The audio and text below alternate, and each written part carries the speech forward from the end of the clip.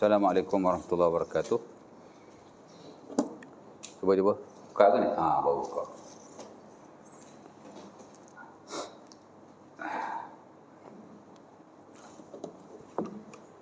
Sini. Dahaga lah. Tengok. Peti air saya boleh ambil terus. Bismillah. Alhamdulillah.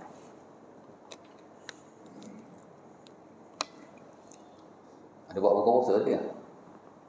Surau ada buat? Tak ada. Masing-masing lah. Assalamualaikum warahmatullahi wabarakatuh.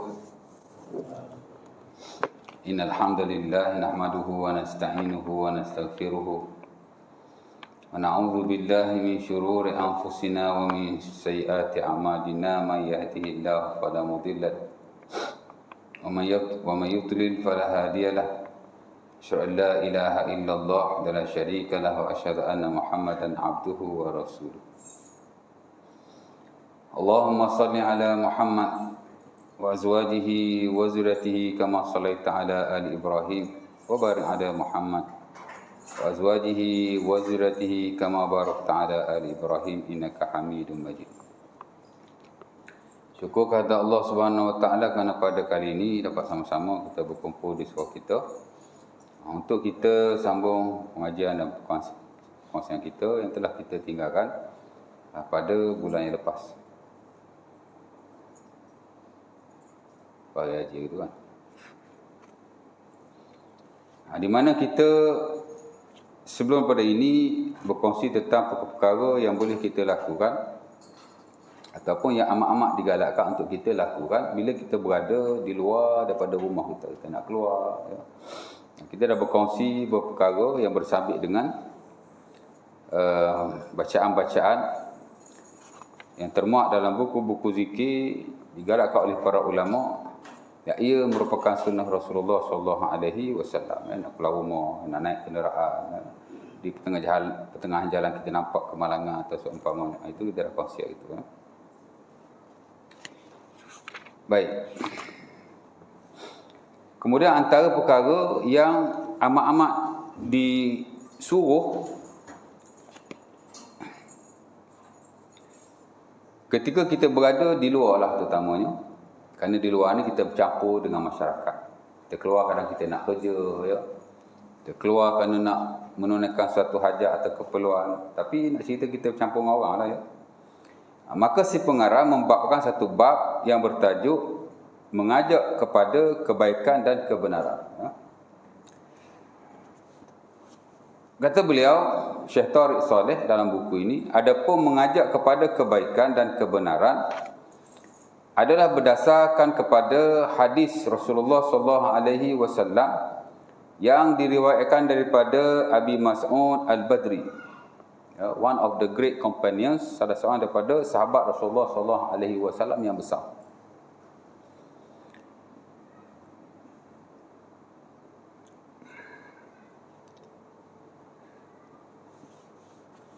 Dimuatkan oleh Al-Imam Muslim rahimahullah dalam sahihnya dan mungkin juga dalam kitab-kitab sunnah yang lain. Bahawa Rasulullah SAW bersabda, "Man dalla ala khairin falahu mithlu ajri fa'ilihi." Ya, pendek jadi.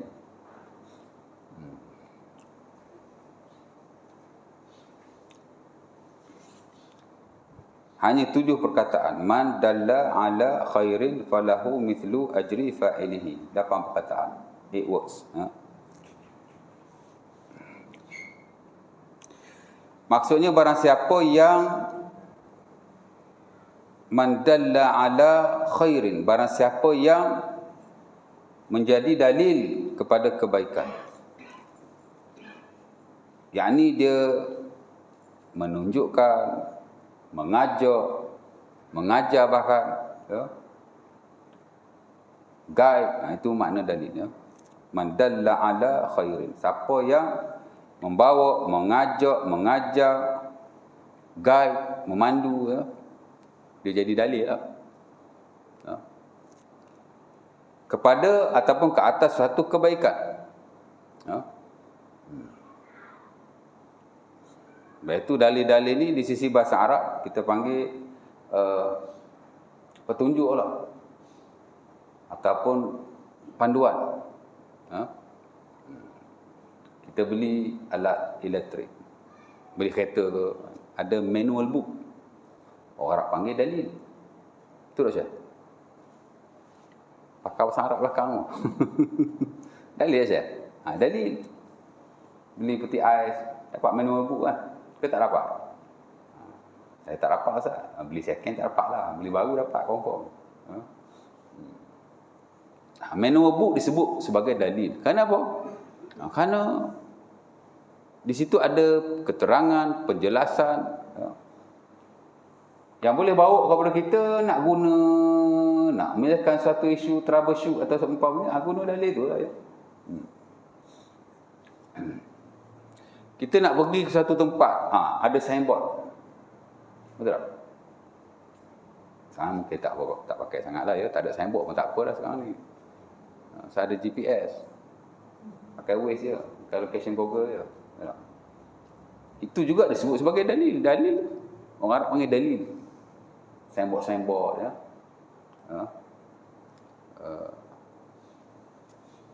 Batu-batu penanda, tak kisahlah ya. Kerana apa? Kerana dia menyampaikan kita kepada suatu tempat. Dia guide kita. Di mana kalau tak ada benda tu, kita susahlah nak pergi ke suatu tempat, terutama tempat yang kita tak pernah pergi lah ya. Sekarang ni tak apalah ya, dulu-dulu kan. Hatta Al-Quran dan juga hadis-hadis Nabi SAW, of course disebut sebagai dalil. Kenapa? Kerana dia bawa kita kepada suatu hukum ya. Lebih-lebih lagi dia bawa kita kepada kehendak Allah Subhanahu Wa Taala dan Rasul. Dalil ya.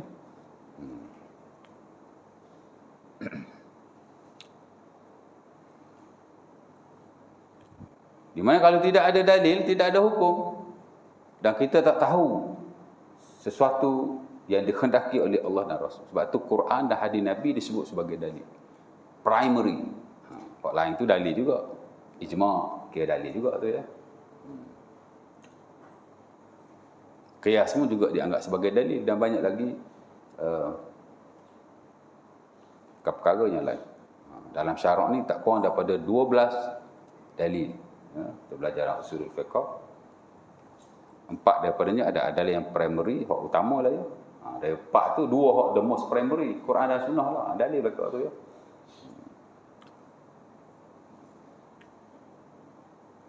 Majlis surah mungkin tak belajar lah usul fiqh. Tapi syekh kita boleh ajar tu. Kan? Usul fiqh ni kena belajar juga sebenarnya. Hak basic-basic lah. Kan? Supaya kita tahu sikit sebanyak. Sebab kita belajar di majlis surah banyak ilmu kan. Ilmu usul fiqh pun bagus juga kan. Belajar basic-basic lah. 4 bidang utama tu.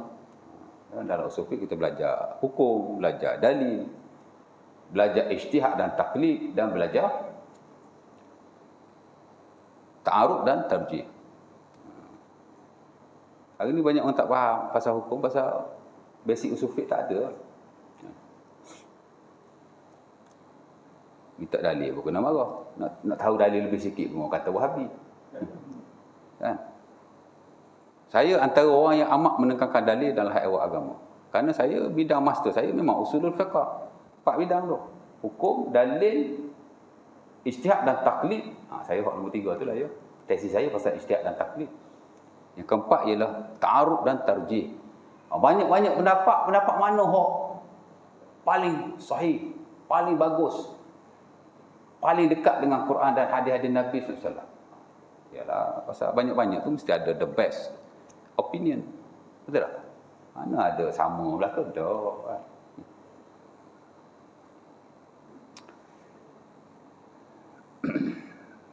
Dan dalam ilmu memang kita terbuka kepada kritikan, sarana dan hal-hal yang berkenaan. Baru ilmu tu subuh. Kalau satu pattern belaka, macam mana ilmu tu tak berkembang ya tak? Ikut aja ya tak? Tu orang kata kadang-kadang kita nak lawan ulama tu. Kalau lawan ulama tak. Dulu kita belajar masa degree, suap je. Apa masyarakat cakap nganga je. Dapat. balik. Kelas sejam, dapat sejam, balik. Kelas 2 jam, balik. Tapi di peringkat lebih tinggi macam master, PhD, bukan begitu. Kita lebih mengkaji. Kalau pensyarah tu tuan-tuan, kalau kita tak lawan dia, dia marah. Kalau kita lawan dia, dia suka. Kadang-kadang makin kita lawan, makin dia bagi markah banyak kat kita. Kan? Saya subjek-subjek masa saya belajar peringkat master dulu, hak saya dapat A tu semua saya lawan pensyarah. Bukan lawan, tapi banyak bergaduh masa kuliah. Saya tak setuju hak ustaz cakap. Banyak pertikaian. Pasal kita belajar 4 jam, 2 jam belajar modul lah, 2 jam lagi discussion. Masa discussion tu terbuka lah, baru ilmu tu subur. Baru keluar kita ada kualiti sebagai seorang yang belajar ilmu tu. Kan? Kalau nganga je tak ada apa-apa lah. Baik, sorry. Mana tadi? Dalilnya. Man dalla ala khairin, siapa-siapa yang mengajak, menunjuk, membawa, mana dia jadi dalil kepada apa? Kepada satu kebaikan. Dia hak ajak, dia hak suruh. Falahu mithlu ajri fa'ilihi, maka baginya pahala seumpama orang yang melakukannya. Hadis ni memang 8 perkataan saja. Antara hadis-hadis Nabi SAW yang terpendek. Hadis Nabi ni ada yang panjang-panjang. Panjang ada. Terutama dalam hak akidah dia. Bab akhir zaman, bab dajjal, bab asyratus sa'ah. The sign of the end of the world, mana tanda-tanda nak kiamat tu biasanya panjang pasal dia melibatkan penceritaan. Tapi kalau hadis-hadis hukum ni biasa dia pendek. Hadis-hadis gerakan buat ibadah, hadis-hadis nak dia tak panjang lah ya. Ada hak sederhana lah ya. Tapi ada hak memang amat pendek sekali. Ini antara daripadanya 8 perkataan. Tapi dia tak semestinya pendek tu hadisnya cokian atau ada lagi hak pendek pada ni, tapi dia top hadis. Hadis apa? La darara wa la dirar. Dia hadis hak terpendek sekali tu dalam hukum tu. Dalam fiqh sama, dalam usul fiqh sama. Hak pendek sekali. The shortest hadis. La darara wa la dirar. Hadis Ibnu Majah daripada Ibn Abbas. Tidak ada saya nak terjemah ya. Kita tak boleh mudarat diri sendiri dan kita tak boleh mudarat orang lain. Itulah maksudnya. La darara wa la dirar. Tidak ada kemudaratan ke atas kita dan kita pun tak boleh mudarat orang lain. Pendek je. Macam simple je. Tapi dia satu hadis yang menjadi usul agama dan diguna pakai dalam banyak hal. Tuan-tuan semayang masa COVID itu jarak-jarak apa semua kan. Pakai hadis tu lah. Ya.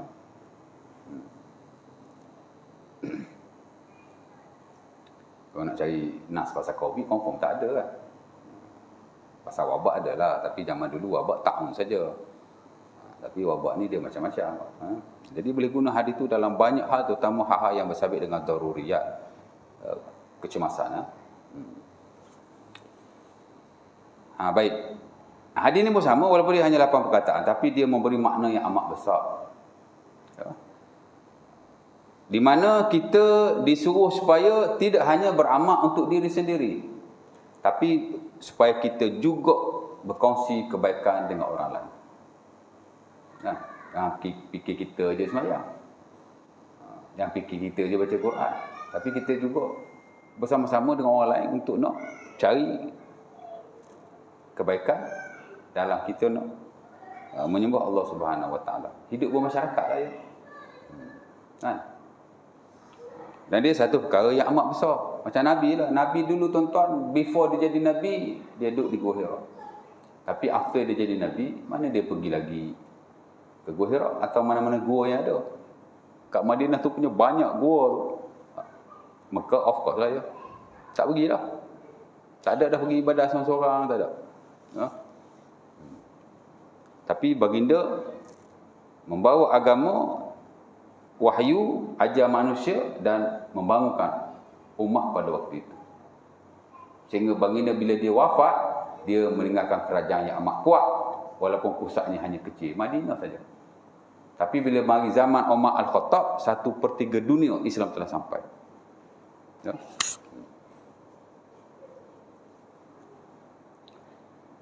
Pasal apa? Pasal Nabi, idea dia, fikrah dia. Macam ni lah. Man dalla ala khairin falahu mislu ajru fa'ilihi. Jangan buat baik seorang-seorang, tapi kita kena sama-sama berkongsi kebaikan. Dengan cara macam mana? Cara itulah kita ajak, kita suruh, ya, macam-macam, ya. Kita didik, ya. Dan kelebihannya yang termuat dalam hadis ni ialah falahu mislu ajri fa'ilihi. Bila kita ajak orang, pandu orang, guide orang, ataupun kita ajak bahkan, maka kita dapat pahala sama banyak macam orang yang kita ajak, orang yang kita ajak, orang yang kita suruh, orang yang kita didik, orang yang kita tadi lah, sama banyak, tak kurang sikit, ya. Macam rugi Allah, tak rugi Allah Ta'ala kalau dia beri semua kebaikan kepada semua makhluk-makhluknya, jin, manusia. Nabi kata seumpama air liur yang diludah ke laut. Laut yang luas itu adalah kurnia Allah Subhanahu Wa Ta'ala. Ludah jatuh ke laut itu adalah kebaikan yang Allah Ta'ala beri kepada semua makhluk-makhluknya. Kurnia Allah ni luas. Kalau makhluk jin dan manusia, Allah Ta'ala bagi semua kebaikan, pahala, hajat Allah Ta'ala mustajabkan semua bagi kan. Nabi kata macam air liur ludah ke laut dia, tak mengurangi kerajaan Allah walau sedikit. Ya. Maha kaya Allah ni. Lepas tu Allah Ta'ala kata innallaha la ghaniyyun 'anil 'alamin. Allah lah yang maha kaya, kan? Kita ni hamba kepada yang maha kaya, ya. Dapat pahala tak dikurangi walau sedikit pun, ya. Sebab itu ulama-ulama kita, umpama Al-Imam Izzuddin Ibnu Abdis Salam, kita dalam mazhab Syafi'i, beliau dianggap dan diangkat sebagai Sultanul Ulama, the king of the scholars. Ya, walaupun buku fiqh beliau dalam market tak ada yang besar-besar, ada buku simple-simple je. Cuma dia tokoh dalam usulul fiqh, dalam usul fiqh dia tokoh. Kerana buku beliau Qawaidul Ahkam dan Khulasatul Ahkam dianggap sebagai buku usul fiqh yang paling laku dalam syarak. Dalam market ni dialah buku fiqh hak number one, hak terkemuka, hak boleh dirujuk, ya, daripada zaman dulu sampai zaman hari ni, ya. Bahkan ilmu-ilmu syarak yang baru yang bersabit dengan kemaslahatan ummah banyak dicedok daripada prinsip yang dibawa oleh beliau. Dia bukan usul fiqh cokian-cokian, ya. Bab masalah dan mafasid, dialah tokoh kemaslahatan dan kerosakan, ya. Idea dia ni boleh bawa sampai bila-bila, ya. Dan boleh timbul prinsip-prinsip yang baru hasil daripada prinsip dan gagasan yang beliau ketengahkan dalam buku-buku beliau, ya. Baik. Dan begitu juga dengan sebahagian tokoh-tokoh yang terkemudian, ya. Ibnu Utsaimin umpamanya dalam Syarah Riyadhus Shalihin, dan mungkin ada lagi lah, Allah Ta'ala alam.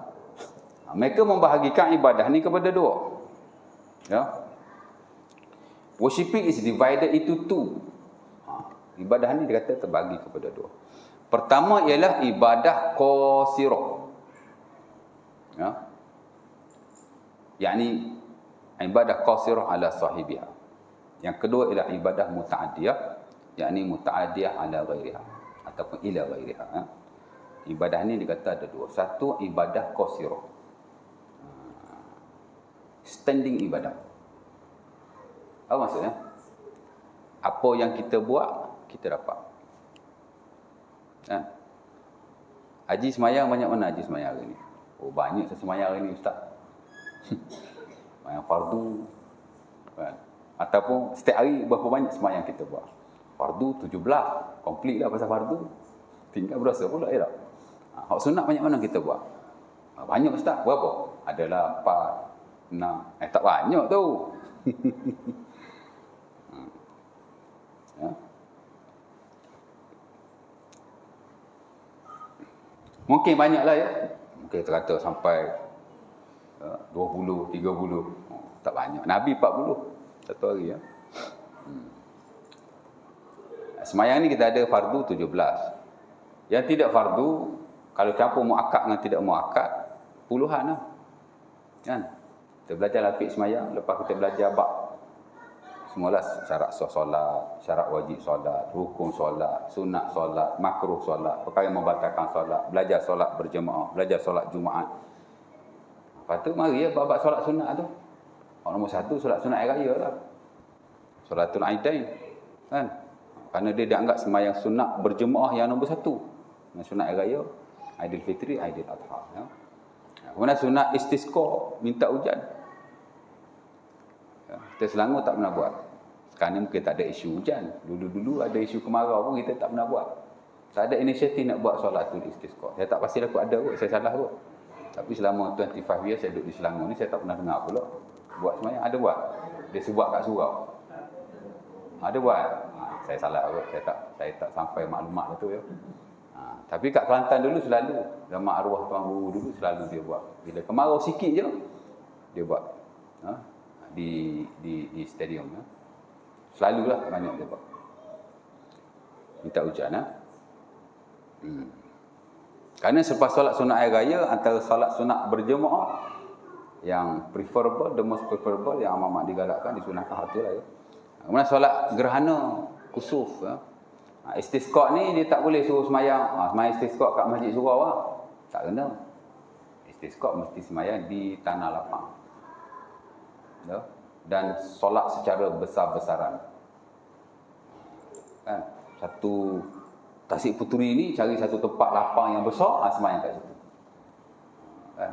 Sungai Buloh cari satu tempat lapang yang besar, semayang di situ. Mana tempat yang besar di Sungai Buloh? Kan? Tapak pasang alam tu kira besar lah tu, boleh muat tu. Sungai Buloh punya orang hok semayang. Kalau kita panggil bukan datang semua pun, dia dah. Tapi hok. Mana solat gerhana, kusuf, gerhana bulan, gerhana matahari. Tu bolehlah semayang di masjid surau. Kemudian dia akan bagi tahulah semayang yang berseorangan. Kalau tadi memang disyariatkan secara jemaah lah ya. Boleh semayang seorang, tapi yang amat-amat dituntut ialah semayang berjemaah. Kemudian mari semayang hak seorang-seorang je lah ya. Rawatib, qabliyah, ba'diyah, semayang sunat wudu. Hak seorang-seorang lah. Semayang apa lagi? Sunat hajat ya. Semayang apa lagi? Itu macam-macam lah ya. Kalau campur-campur kira banyak juga. Ya. Tapi banyak mana je kita boleh buat. Kan? Lepas hak fardu mungkin hak sunat rawatib, qabliyah, ba'diyah kita buatlah. Kalau hak muakkad 12. Kalau campur dengan tidak muakkad sampai 20. Kadang-kadang kita tak buat belaka. Allah Ta'ala alam lah. Saya tak pernah sampai lah. Satu hari rawatib buat sampai 20. Muakkad kadang-kadang tak pernah penuh. Kan? 4 rakaat sebelum zuhur, 2 rakaat selepas asar. 4 rakaat sebelum zuhur, 2 rakaat selepas zuhur, 2 rakaat selepas maghrib, 2 rakaat selepas isyak, 2 rakaat sebelum subuh. Cukup tak? Saya tak cukup. Kok Haji cukup kot. Kalau cukup bagus lah, good lah. Thumb up lah. Siapa tidak muakkad pula 2 rakaat selepas zuhur, 4 rakaat sebelum asar, 2 rakaat sebelum maghrib, 2 rakaat sebelum isyak. Dan ada ulama tambah lagi 2 rakaat selepas isyak. Tapi tak masyhur lah ya. Kerana selepas isyak ni dia kata ada 4 rakaat solat. 2 yang muakkad, 2 yang tidak muakkad. Especially yang di standardkan dalam mazhab Hanafi lah. Kita Syafi'i tak ada. Kan? Lepas tu campur lagi sunat wudu, apa gitu gini, banyaklah. Tapi banyak mana kita boleh buat. Ya? Kadang tak banyak pun. Ya? Tapi tak kisahlah kalau kita boleh buat banyak. Pasal apa saya kata tak banyak? Pasal kita kan, dengan sibuk dia, dengan malas dia. Kan? Hatta kita lihat, Nabi SAW pun semayang satu hari 40 rakaat je. Hak baginda melaziminya. Tak pernah tinggal. Every day. 17 rakaat yang fardu. 12 rakaat yang muakkad. Hak tadi, qabliyah ba'diyah tadi. Hak betul-betul muakkad lah ya. Dan 11 rakaat qiyamul lail termasuk witir. Hak ni Nabi tak tinggal every day. Kalau Nabi tinggal sekalipun ketika Nabi bermusafir. Itulah Nabi tidak solat-solat rawatib, qabliyah dan ba'diyah antara solat fardu. Nabi tak semayang lah. Melainkan solat sebelum subuh saja Nabi tak tinggal walaupun ketika bermusafir. Tapi hak lain Nabi tinggal lah. Tapi qiyamul lail dan fardu of course Nabi tak tinggal. Qiyamul lail Nabi pun tak tinggal. Jadi kalau hari-hari biasa Rasulullah SAW, hak Nabi betul-betul solat 40 saja. Walaupun ada sembahyang sunat wudu muakkad tu, tapi tak ada riwayat Nabi solat every time baginda berwudu. Ada sunat solat tahiyatul masjid. Tapi kita tidak tahu adakah Nabi solat every time baginda masuk masjid. Ada Nabi suruh tu. Kan? Tapi tak tahu. Kalau tadi memang confirm lah Nabi sembahyang 40. Kalau Nabi boleh sembahyang 40, agak-agak kita sampai dah 40. Saya tak sampai. Tak tahu lah kok tuan-tuan sampai. Kan?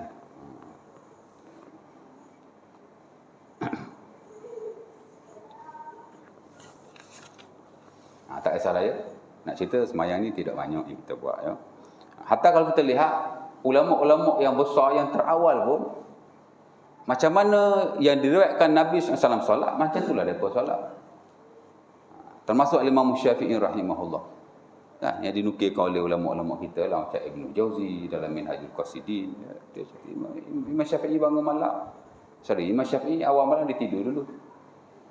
Tengah-tengah malam dia bangun, dia study. Ujung-ujung malam baru dia solat. Kan?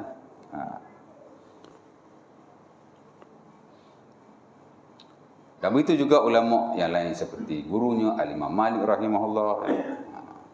Bapa ada juga yang menukilkan Imam Malik sembahyang satu malam sampai 1000 rakaat. Kita tak tahulah macam mana ya.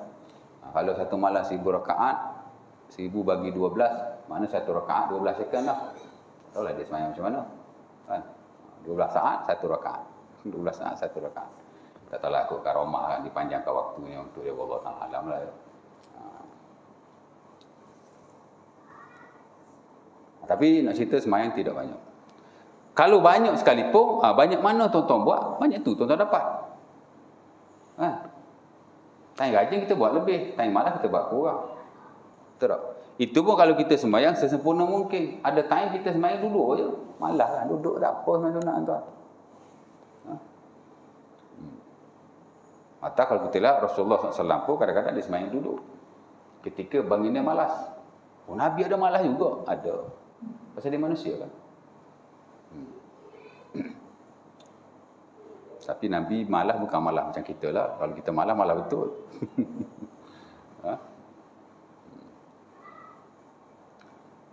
Musalamah kata Nabi ni kalau dia waktu-waktu biasa dia sembahyang kerana berdiri.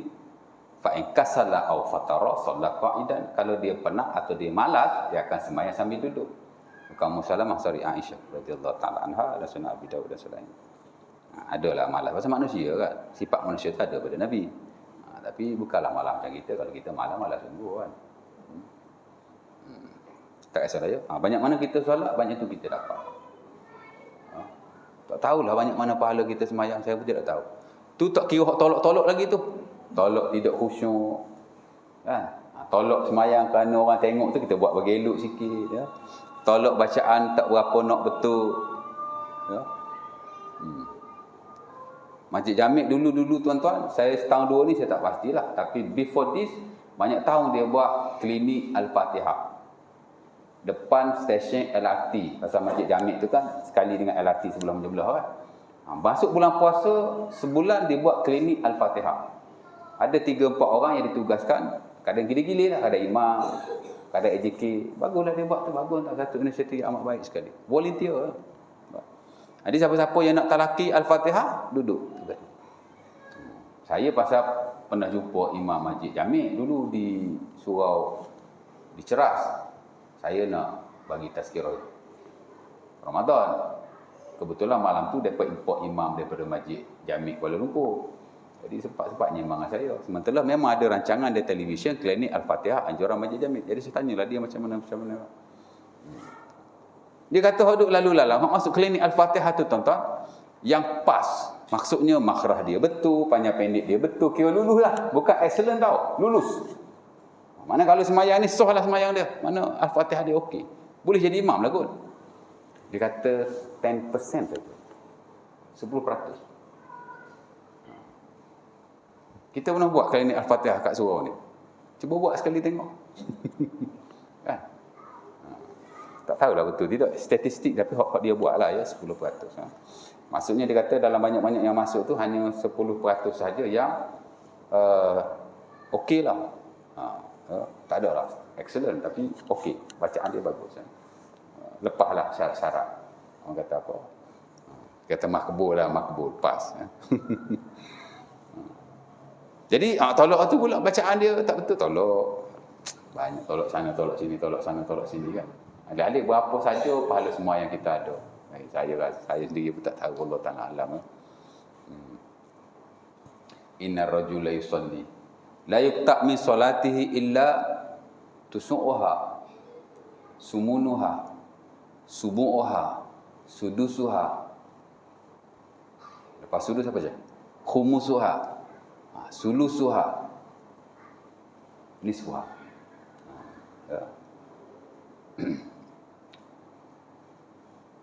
Hadis Ammar bin Yasir,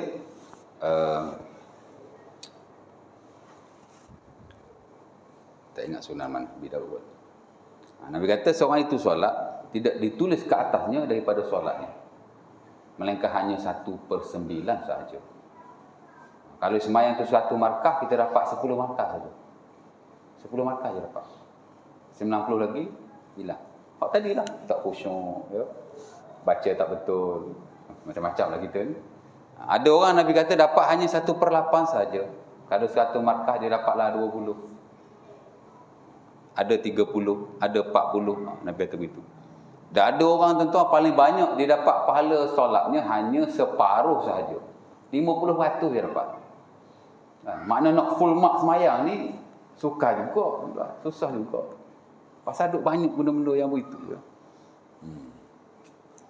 Jadi kalau nak kira kita semayang, memang kita semayang. Fardu kita semayang, sunat kita semayang. Tapi hak Allah Ta'ala terima banyak mana kita tak tahu. Tak tahu.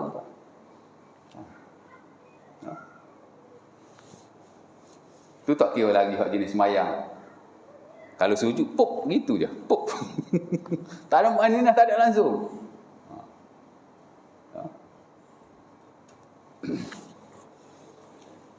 Saya mazhab Hanafi, Hanafi tak wajib tamak nina. Baik juga itu. Dia tahu banyak mazhab.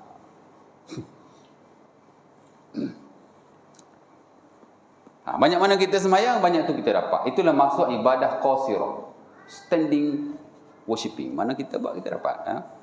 Walaupun tuan-tuan semayang di sebelah saya, pahala semayang saya tak berpindah pergi kat tuan-tuan. Pahala semayang tuan-tuan takkan berpindah pergi kepada saya. Qasirah ala sahibi. Tuan dia saja dapat.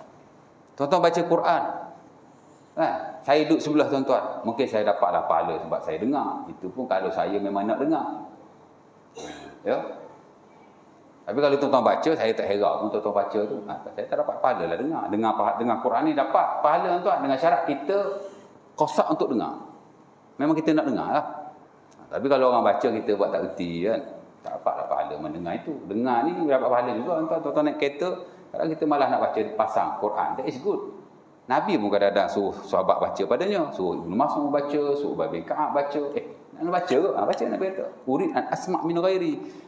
Aku nak dengar daripada orang lain. Nabi dengar sahabat baca. Okey, tapi kena dipanggil apa? Al-istima'. Qasadas sama'. Mana dia qasak nak dengar. Arab panggil istima'. Dia listening, dia bukan hear tapi listening. Mana dia listen, dia dengar, dia nak dengar kan. Surau masjid pasang Quran kuat mana pun, kalau kita duduk rumah, kita tak herau, tak apa-apa. Tapi kalau dia pasang, kita dengar. Ya. Kalau pasang lah. Saya surau kat rumah saya tu, 15 minit before subuh, pasang Quran ada satu kampung lah. Orang yang okey-okey lah, orang yang tak okey. Komplain juga kan.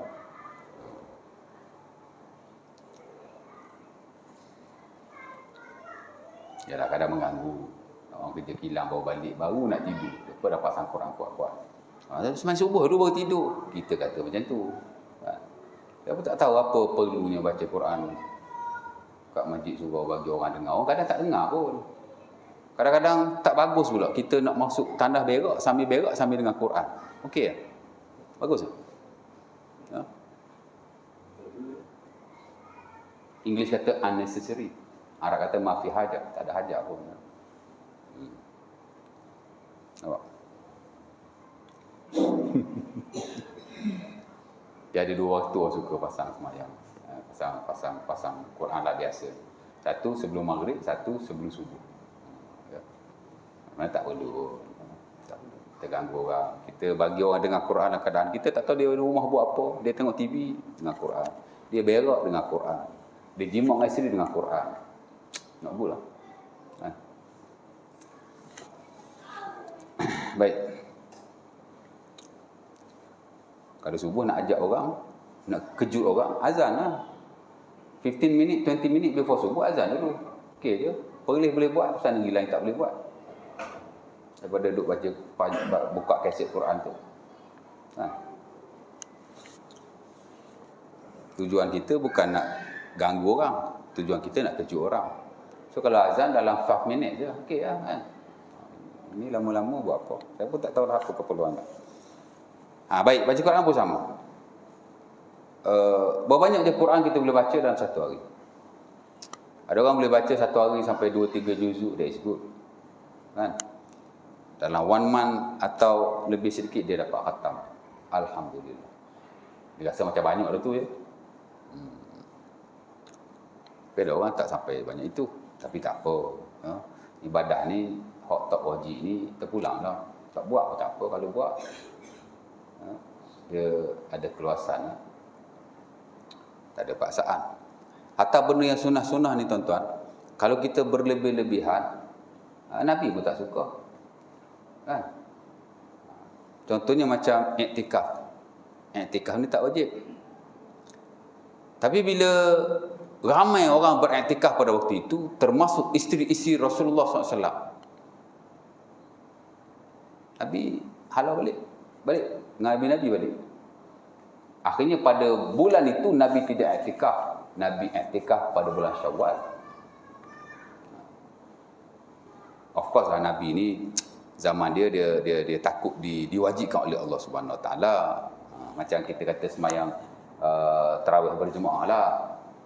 Mula-mula Nabi keluar kan, satu malam ramai orang. Malam kedua lagi ramai. Malam ketiga ramai lagi. Malam keempat Nabi tak keluar. Ataupun malam keempat Nabi keluar lagi, malam kelima baru Nabi tak keluar. Jadi, tunggu-tunggu Nabi saya tak keluar-keluar ni. Nabi kata aku tahu.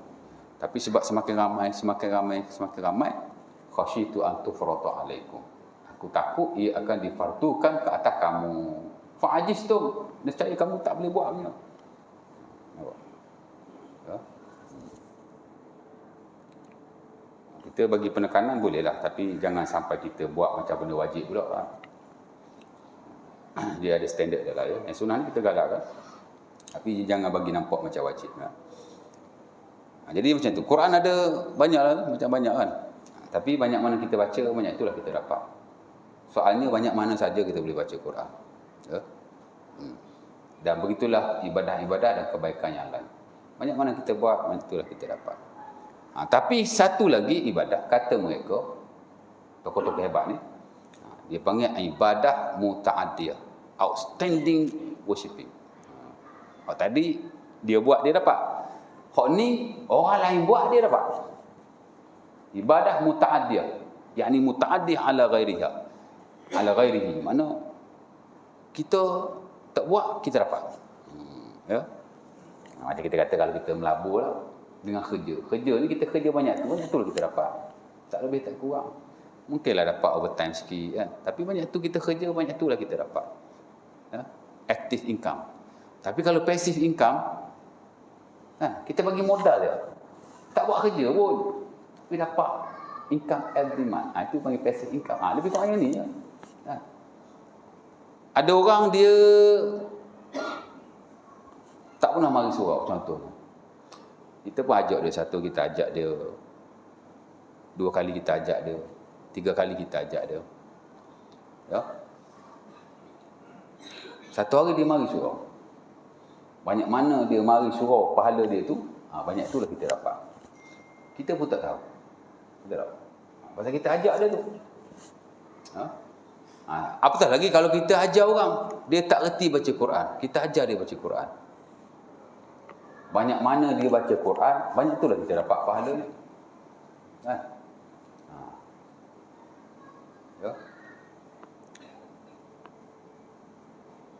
dan tidak dikurangi walau sedikit pun.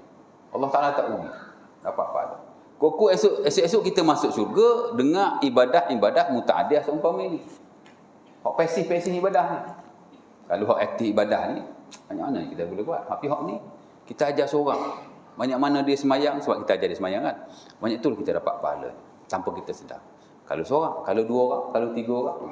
Bukan ajar sajalah. Ajar, apa-apalah yang kita buat, menyebabkan dia buat suatu kebaikan. Dapat pahala berkesinambungan. Ya. Sebab itu ulama kita, antaranya Al-Imam Ibn Hajar Al-Asqalani rahimahullahu ta'ala, dalam buku Syarah Sahih Bukhari Fathul Bari, dia kata apa? Dia kata hasanatuna fi mizani Rasulillah sallallahu alaihi wasallam. Dia kata kebaikan kita semuanya berada dalam timbangan Rasulullah sallallahu alaihi wasallam. Pasal apa? Pasal dia adalah muallimul akbar. Dia adalah the greatest teacher. Dia adalah guru yang paling besar. Kan? Siapa ajar kita semayang? Tok guru kita. Banyak mana kita semayang hari ni, banyak itulah tok guru kita dapat pahala. Kan? Ya? Siapa ajar tok guru kita? Tok guru kepada tok guru kita. Bila tok guru kita semayang, banyak mana pahala tok guru kita semayang, banyak itulah tok guru dia dapat. Kan? Kita hak semayang ni pun, tok guru pada tok guru kita pun dapat. Siapa ajar tok guru pada tok guru kita? Tok guru kepada tok guru kepada tok guru kita. Sampai bila nak habis ni? Kan? Jadi macam tu lah ya. Banyak mana tok guru kepada tok guru tak boleh nak sebut. Sambung menyambung kepada Rasulullah sallallahu alaihi wasallam. Inilah dalilnya. Siapa-siapa yang ajak, yang guide kepada sesuatu kebaikan dia umum lah, ibadah, ya, muamalah, maka dia dapat pahala seumpama orang yang melakukannya. Sebab tu kata Ibn Hajar, tepat sekali. Semua pahala umat berada dalam timbangan Rasulullah sallallahu alaihi wasallam. Nabi yang paling kaya, esok pahala umat dia semua duduk dalam timbangan dia. Cuma Nabi ni, majoriti ulama kata dia tak kena timbang. Kita ada mizan kan, timbangan amalan tu. Majoriti kata Nabi tak kena timbang, yang kena timbang kita. Tapi ada sekelintir kata ditimbang juga kan. Tapi majoriti kata tak ditimbang ya. Sama macam orang kafir. Orang kafir ni timbang ke tak timbang? Majoriti kata tak timbang, segelintir kata timbang. Timbang juga, tapi timbang banyak hak, tak ada hak kebaikan lah. Pasal dia sekadar nak timbang lah. Itu tuan pelajaran akidah lah ya. Tapi nak cerita Nabi paling banyak pahala ni. Ibn Hajar ni sebenarnya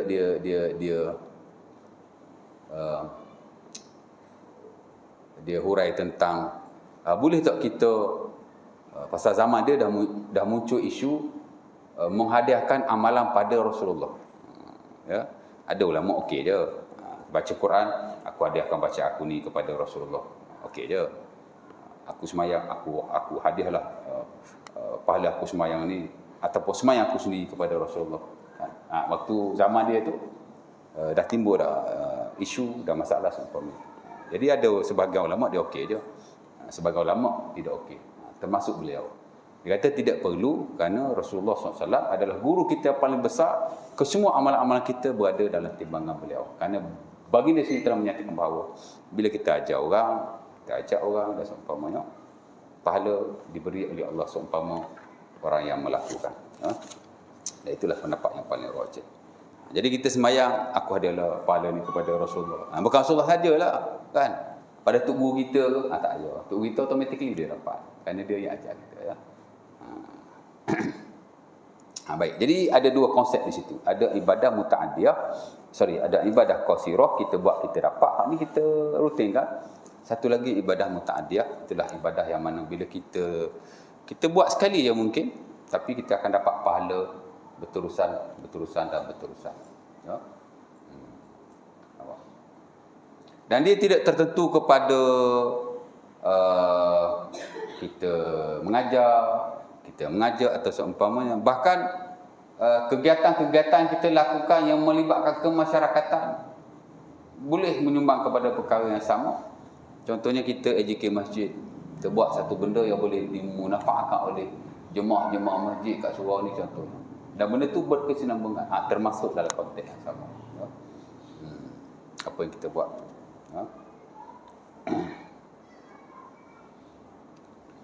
Sebab itu pahala infak termasuk wakaf. Berterusan pahala. Dalam konteks ni lah. Kan? Pasal kita dah membantu dan membawa ke arah kebaikan. Dan kebaikan tu dikongsi oleh ramai orang. Maka dia akan bersambung sampai bila-bila. Sebab itu dalam banyak-banyak dia panggil ibadah harta lah ya. Kalau kita belajar muamalah ni dia ada dia panggil kontrak, charity kontrak lah, akad tabarru'ah ini. Kita ada hibah, kita ada wasiat, kita ada apa lagi, sedekah, kita ada wakaf. Wakaf paling ni sekali, berbanding yang lain ya. Kerana apa? Kerana dia ada konteks yang berkenaan. Sebab itu harta-harta yang diwakafkan kita tak boleh ambil mudah dan sewenang-wenang. Kadang benda tu tak rosak lagi, kita dah pergi tukar dah. Tuan-tuan, mazhab Syafi'i, saya lagi sikit antara mazhab yang paling keras sekali dalam bab wakaf. Harta wakaf ni kalau dah tak boleh guna, tuan-tuan tak boleh jual langsung. Langsung tak boleh jual. Ya? Kipas orang wakaf kan. Tiba-tiba dia rosak. Tak boleh nak repair. Habis tu nak buat macam mana? Mesti dikembalikan kepada tuan. Siapa yang bagi kipas ni? Contohnya Haji bagi. Bagi kat Haji balik. Tak boleh kalau kita jual beli kipas lain. Tak boleh. Haram. Kerana menjual harta-harta wakaf di sisi yang standard dalam mazhab Syafi'i adalah tidak dibolehkan. Kalau buat betul-betul Syafi'i lah. Tapi pasal hari ni dah banyak siapa ada dah. Fatwa semasa termasuk yang Selangor pun boleh. Jika ia sudah tidak boleh dimanfaatkan lagi, tukarlah dengan benda lain yang boleh dimanfaatkan supaya pahala si pewakaf berterusan.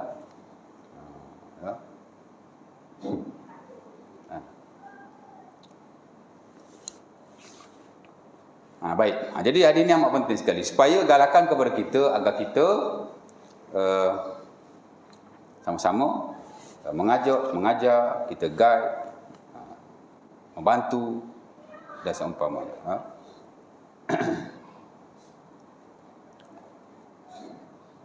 Mudah-mudahan kebaikan dan pahalalah terutamanya daripada Allah Ta'ala itu berterusan sampai bila-bila. Dan kita pun tidak tahu banyak mana.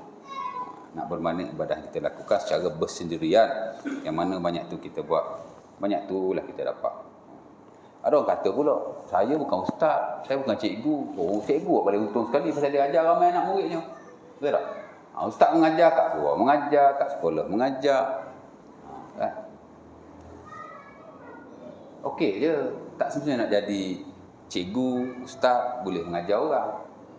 Kita dalam konteks kita lah. Tuan-tuan ajar isteri tuan-tuan. Kan? Itu saya ajar bukan nak dengar pun. Tak ada yang cakap macam tu. Ada orang mengadu dengan saya, ustaz saya ni kepala betul, tak dengar cakap. Waktu tak apa lagi dah ustaz. Isteri saya tak semayang, ustaz daripada kahwin tak semayang. Tak apalah, bukan nak cerita keaiban siapa-siapa dah. Nama saya tak sebut. Ni cerita ambil iktibar lah. Macam mana? Saya ada tanya seorang ustaz tu, ustaz kata saya wajib menceraikan. Kalau tak cerai saya pula berdosa. Memang ada pendapat ulama yang kata begitu. Tapi saya kira sebagai lain tidak menyatakan sedemikian.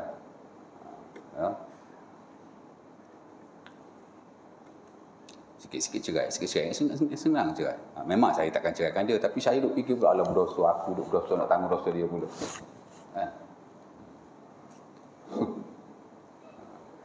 Dia tak semayang, kita suruhlah dia semayang. Kalau dia tak reti, kita ajar. Kalau dia tak semayang, kita lepas dah.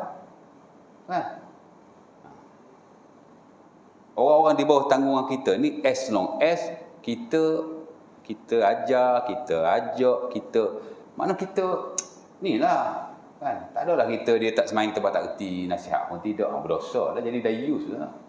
Tapi kalau kita kan, ada orang isteri dia tak pakai tudung, puas cakap tudung tak pakai juga. Buat macam mana kan? Soalnya ada yang kata kena cerai, ustaz dah kata tu. Memang ada ulama yang kata kena cerai pun. Tapi sebab kata tak perlu. Ya. Sentiasalah kita beri nasihat kepadanya. Ya. Buat macam mana kan? Mengada anak apa semua. Tapi dia memanglah dia tak cerai lah. Tapi dia duduk fikir lah, berdosalah saya. Tak berdosa insya-Allah taala. As long as kita tak sukalah ke perbuatan buruk dia tu, dan kita ajar dia. Kita ajak dia, kita nasihat dia every day. Ha?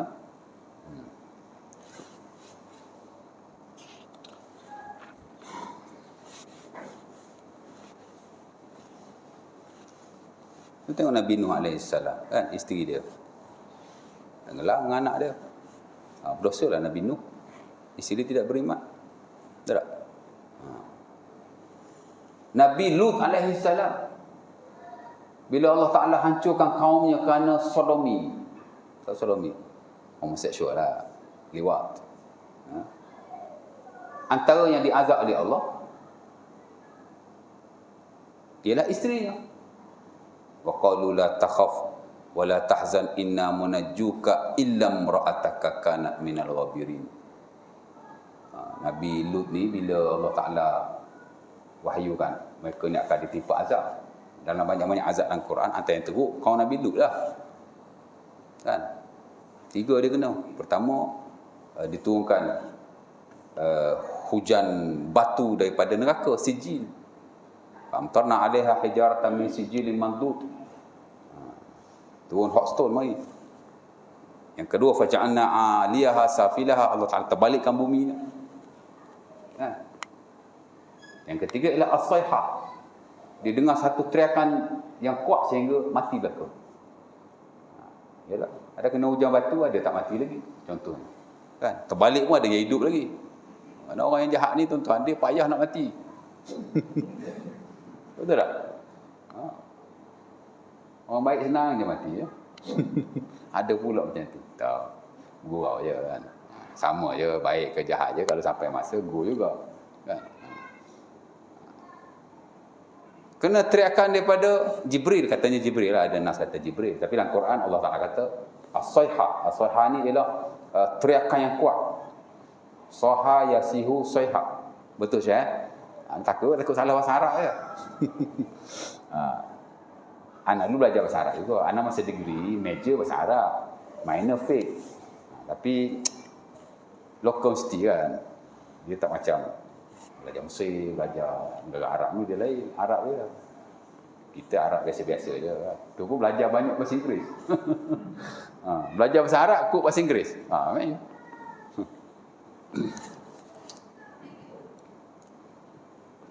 Jadi kena azab kan? Allah Ta'ala kata, dia takutlah bila nak diazab tu. Sudah dia kata. Jadi Allah Ta'ala hantar malaikat yang lain, jumpa dia, beritahu la takhaf wa la tahzan inna munajjuka illa imra'ataka kanat minal ghabirin. Kamu akan selamat, pengikutmu akan selamat, melainkan isterimu dia akan juga ditimpa oleh azab daripada Allah Subhanahu Wa Taala. Isteri dia pun sama juga buat kerja tu. Kan? Homoseksual lah, lelaki sama lelaki, wanita sama wanita. Kan? Tapi nak cerita begitulah ya. As long as kita tidak ni, ya okeylah, kita sentiasa kadang-kadang manusia kan, dia nak sampai hidayah tu dia, kita kena ni lah ya. Isteri, anak-anak kita pun sama. Memang kita ada anak-anak yang kadang-kadang salah kita juga, kita didik dia tu macam mana dulu kan. Dulu masa dia kecil-kecil kita pun lara, kita pun tak semayang. Bila kita dah tua, kita dah insaf, pergi masjid, jadi orang alim, bukan jadi orang alim, jadi orang baik. Tapi anak kita dah dibesarkan dalam keadaan yang macam tu. Tapi tak apalah, nasihatlah dia. Yang lepas tu lepas. Ya. Baik, isyak aku. Biasa ada jam kat sana, mana pergi jam tu? Weh, pukul 9. Pukul 9 dah. Masya Allah. Ingatkan baru 8.30. Aduh. Ada satu hadis lagi tak baca. Jadi secara ringkas lah, walaupun banyak saya kongsi malam ni, banyak nyembang je tu ya. Tapi poin dia satu saja. Itulah hadis Nabi SAW. Nabi suruh kita ni jangan beribadah secara bersendirian. Kita juga ajak orang lain, guide orang lain, ajak orang lain, ajar orang lain. Kita menjadi dalil kepada kebaikan. Dan bila kita buat begitu, pahala kebaikan yang orang lain buat, kita pun dapat sama. La yunqas min ujurihim syai', kata Allah Ta'ala dalam hadis yang lain. Kata Nabi, tidak dikurangi kebaikan dan pahalanya walau sedikit. Kerana inilah antara kebaikan dan kemurnian agama kita, di mana Allah Ta'ala tidak lokek dengan kebaikan dan pahala. Dia boleh beri kepada siapa yang dia mahu. As long as kita ikutlah ya. Jadi kita ajar orang, kita ajak orang, kita guide orang, atau kita bantu sama kita, kita dapat pahala-pahala yang disebut oleh para ulama sebagai ibadah muta'addiyah. Orang lain buat, kita dapat. Yang mana kita biasanya kita tidak tahu. Kalau hak kita buat, kita dapat, kita tahulah. Hari ni berapa banyak kau sembahyang? Aku tahu. Hari ni 20 rakaat aku sembahyang. Kadang-kadang kita kira pula. Berapa rakaat sunat aku sembahyang? Walaupun ibadah ni tak digalakkan sangat, kita kira-kira saya boleh duduk berkira-kira macam tu. Kan? InsyaAllah ta'ala ya, mudah-mudahan sikit sebanyak idea dan ilmu dapatlah kita kongsi pada malam ini. Dan next nanti saya sambunglah, ada satu hadis lagi yang dibawa oleh si pengarang, juga membawa idea yang sama, supaya kita menjadi dalil, menjadi orang kata apa, orang yang boleh, orang yang ajak jugalah orang lain. Ni macam budak-budak, anak-anak ni kan, mari masjid surau, anak-anak kita ada buat main lah. Tak apa, dia main pun tak bayar, dia main lah. Ya. Nabi SAW tanya semayang, cucu dia Husain dan atau Hasan. Riwayat tu Husain atau Hasan. Panjat atas belakang dia jadi imam. Ya. Budak-budak kan ada time-time dia. Cuma kalau yang belum memayis, bawah 3 tahun, bawah 4 tahun, tak erti benda, tu saya tak nafilah. Sebagian besar para fuqaha melarang. Kalau usah-usah macam ni dah memayis dah ni, dah reti dah ni, kalau kita nasihat pun dia dengar. Cuba budak kan nasihat masa tu dia dengar, lepas tu dia tak dengar lagi. Tapi kalau kita bawa anak umur 1 tahun, 2 tahun, saya tak nafikan lah, sebagian para fuqaha melarang lah, pasal budak ni kadang dia tak erti benda kan? Ada orang bawa anak umur 1 tahun lebih je, baru pandai berjalan, merayau budak tu berjalan depan, nasib untung depan imam dia tak berjalan, depan lain semua dia masuk je kangkang kita lagi. Aduh. Kalau boleh hak belum memayis, jangan dibawa lah ya, hak jenis-jenis macam tu. Tapi kalau hak macam-macam ni, itu yang digalakkan oleh para ulama, dan amat baguslah dari sudut kemaslahatan untuk depa bersama-sama dengan kita. Saya tuan-tuan, saya personally lah ya, saya masa darjah 1 saya suka pergi masjid. Masa kecil-kecil dah lagi. Bukan kerana orang tua suruh. Bapak saya pun saya sekala je pergi masjid. Saya sendiri duduk tengok orang pergi, saya mari nak pergi, saya pun pergi. Saya tak nafilah, ada seorang dua tu memang kaki marah lah, dia marah kita duduk nyembang ya. Pasal tegur, tak apa, tegur lah. Lain semayang kita ajar. Tapi jangan sekali-sekali kita demoralize, kita jatuhkan moral budak-budak yang rajin pergi surau untuk sama-sama lah kita. Walaupun dia tak ada lah ibadah macam kita ni pun dah tua-tua ni yang rajin pun. Masa muda dulu, kecil-kecil langsung tak pergi masjid surau ni, untung orang kecil mari surau ni. Ramaikan tuan-tuan anak-anak kita mari surau. Walaupun dia bising pun tak apa. Di negara Islam yang lain macam Turki tuan-tuan, dekat masjid, walaupun saya tak pastilah, tapi kita tengok lain YouTube kan, dekat masjid tu ada playground untuk kanak-kanak. Dan perempuan tempat semayang dia ialah di belakang playground tu, supaya ketika semayang dia boleh tengok anak dia main. Kita idea macam tu tak ada lagi tempat kita, tak maju lagi bab tu. Tengok dia orang semayang berjemaah. Depan saf lelaki, semayang lah ya. Belakang ni saf wanita, playground budak tengah-tengah tu. Mana tempat budak dia lepak lah duk main. Jadi mak dia semayang sambil-sambil dia boleh tengok lah anak dia. Tak khusyuk lah tengok. Susah macam tu kan. Sikit tak khusyuk, sikit tak khusyuk kan. Okey je, insyaAllah boleh. Jadi tak apa, budak-budak ni kita ramaikan. Dia masuk dalam konteks yang sama lah ya, tuan-tuan. Sikit sebanyak kita boleh ajar dia, kita ajar dia. Bukan semua budak suka pergi surau ya. Bukan semua.